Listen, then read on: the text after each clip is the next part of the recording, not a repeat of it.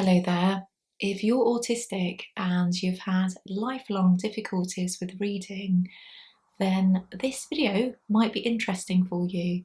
So, as an autistic person, I have had lifelong difficulties with reading, and I came to the conclusion, I think in my late 30s, that I was probably dyslexic. I do need to be clear, however, that I've never been formally diagnosed with dyslexia, and I've never even had an assessment. It's just a conclusion that I came to really because I've always had difficulties with reading. So while we're talking about dyslexia, I think it's useful just to give a definition. And dyslexia is a set of processing difficulties that affect the acquisition of reading and spelling. In dyslexia, some or all aspects of literacy attainments are weak in relation to age, standard teaching and instruction, and levels of other attainments. Across all languages, difficulties in reading fluency and spelling are key markers of dyslexia. And I thought this was a really useful little infographic from the Cleveland's Clinic. So as a child gets older, dyslexia can often look like difficulty spelling simple words, reluctance to read aloud in class, confusing letters with similar shapes, and mixing up the position of sounds in a word. So I've never really had any difficulties with understanding words, and my spelling throughout my life has always been, pretty okay. Well, I say throughout my life, as someone in perimenopause, I do have a little bit of difficulty here and there, but generally speaking, I've always been pretty good at spelling. My issues are really about when I'm looking at pages of text because my brain seems to do some pretty funky stuff. So with my trusty copy of Neurotribes here, which I've still to read because of said issues with reading, essentially, when I'm looking at pages of text, my brain seems to focus in on the negative space between the words primarily. So the text itself is coming in secondary, if this makes any sense at all. So essentially, I'm almost seeing a page of text as a maze. So I forever got this challenge going on internally of trying to make my eyes look at the text, but my brain wants to see it as a bigger piece of visual media, really, is the best way that I can describe it. I've never been a great reader, which is both frustrating and a little embarrassing at times because I don't know, people just assume that people read books, and of course that's not the case for everybody. So I feel like it has held me back in life, and I just assumed that I had dyslexia going on. And I remember actually talking to a friend about this in my 30s, and they agreed, this really sounds like some form of dyslexia, really. So that's kind of what I'd settled on. So recently, I have become aware of a condition called Irlen Syndrome. And well, I say recently, actually, I have known about this condition for a fair few years because the actor Paddy Considine was diagnosed with Irlen Syndrome quite some time ago. So I kind of had it on my radar, but I never took it upon myself to kind of look into this condition in any real depth until recently, and it has completely blown my mind. So, what is Irlen Syndrome? Well, firstly, I'm going to take you to the Wiki page.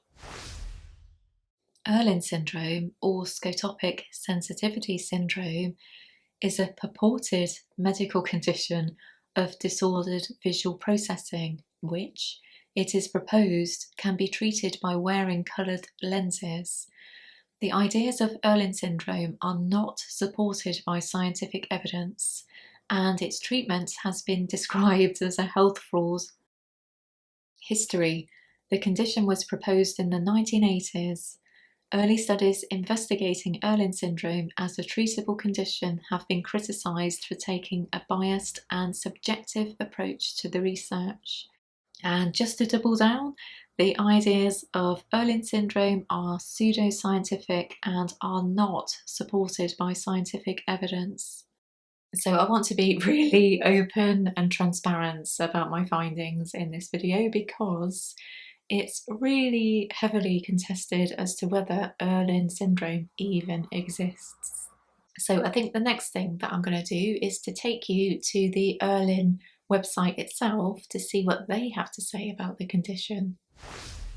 Irlen syndrome is a light-based visual processing problem. I don't know about you, but I'm always really uncomfortable with the use of the word problem. Specifically, it is a cluster of symptoms caused when the brain struggles to process light and visual stimuli efficiently. Irlen syndrome is not a reading problem, is not dyslexia, is not an issue with sight or vision, even though it can affect what some people see and can make reading and other visual activities more difficult. Irlen syndrome is an information and sensory processing problem. When someone has Irlen syndrome, their brain overreacts to light and visual stimuli.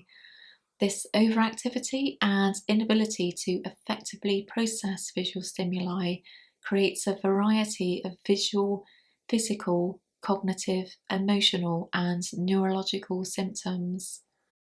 Light sensitivity is very common with Irlen syndrome. Like autism, Irlen syndrome is a spectrum disorder falling on a continuum from slight to severe, and I really do not like this framing because we know that isn't how the autism spectrum works. It isn't a case of more autistic and less autistic. We're autistic. Fortunately, it is very easy to identify and correct Irlen syndrome. And the website will then invite us to take a test. And it's a pretty short test, and I answered 12 yeses out of 15 questions. And I got an email back from them saying that I should consider having a formal assessment. But I'll talk about my thoughts on having an assessment a little later on.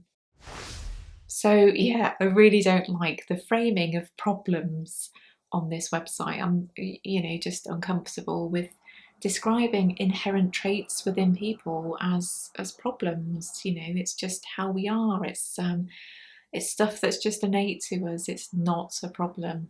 But anyway, what I found particularly interesting on this website is that they've got a little video on there, and it describes or demonstrates the difficulties that some people can face when they're confronted with a page full of text. And let me tell you, some of it really resonated with me. So I'll just read the intro really quickly. There is a misconception that we all see things the same way, that we see words in groups or phrases, that the print is more dominant than the background, that the words do not move, that words and lines are evenly spaced. But this isn't always the case. If you have Irlen syndrome, you might see things like this. Blurry. And this really resonates with me. I often experience pages of text in this way. And it goes on to give other examples, such as floating and halo and ripple and rivers. And let me tell you, I've been trying for years to explain to people this is how I experience words on a page. It's like the negative space wants to separate out into rivers or a maze. And finally, I've got an example to show people how I experience reading and why it's so difficult for me. And there are other examples of visual distortions too, so I'll link all of this down below. So this particular aspect of my research has really blown my mind because I've never, in my 51 years of life, seen a demonstration anywhere of how I physically experience a page full of text. I really struggle because I'm it's almost like I'm focused way too much on the backgrounds to fully absorb or see the text. There's a real battle that, you know, I have to endure in order to be able to read. And it's really interesting because this was never picked up in my younger years. It was never picked up at school because, as with my autistic traits, I would do whatever I could to hide them. So I just tried harder in terms of reading. I was just determined not to let other people see any difficulties I was having, because I just, you know, expected more and more bullying as a result. I just took comfort in being a clever child, really. So I think for me, there is clearly a group of people out there who experience reading or have similar difficulties around reading in the same way that I do. And I don't know whether you want to call that Irlen's, or whether it's a subset of dyslexia, or perhaps it's a trait that's seen in neurodivergent people. We don't know, because essentially the research isn't there, or the robust peer-reviewed research isn't there. But I don't know, I'd really like to see research into this, because there's clearly people out there who experience looking at text in the same way, and I'd love to know the reasons as to why. People with Irlen Syndrome, or this kind of specific difficulty when it comes to reading, can often be helped with the assistance of coloured overlays. And there are 8 colours in this pack, along with some mini versions. So I'm gonna see which colour works for me, if any. Okay, so let's try some of these little colours overlays out. So I've got a lime colour here, and yeah, this for me is too dark, really. It's taking away the glare, but it's yeah, just too dark to see the text comfortably. Next up is pink, and I'm really not a pink person, but that shouldn't matter in terms of overlays. Yeah, again, I think pink is just too sort of dark for me. It's really not sort of helping at all. And moving on to this baby blue, and it's still a bit dark for me, but I do see the text perhaps a little more comfortably. So I'd say the blue is a maybe. And next up is this, it's like a light greeny blue. And this for me is way more comfortable.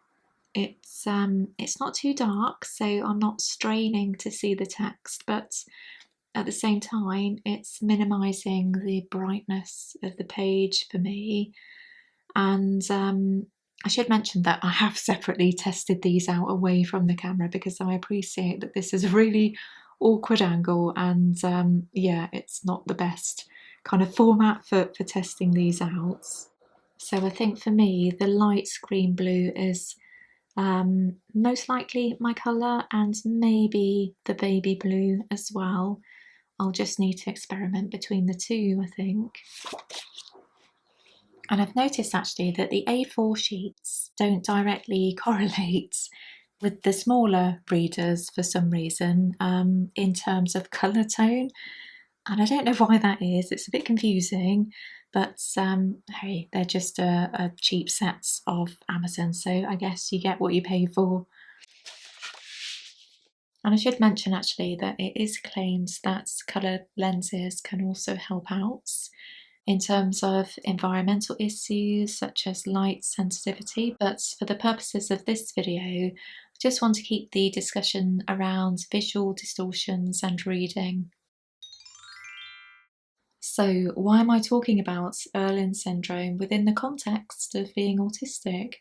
Well, there was a small-scale study conducted where autistic children who had symptoms of visual stress, and 79% of the autistic children showed an improvement of at least 5% in reading speed with coloured overlays, in contrast to the control group, which was around 16%.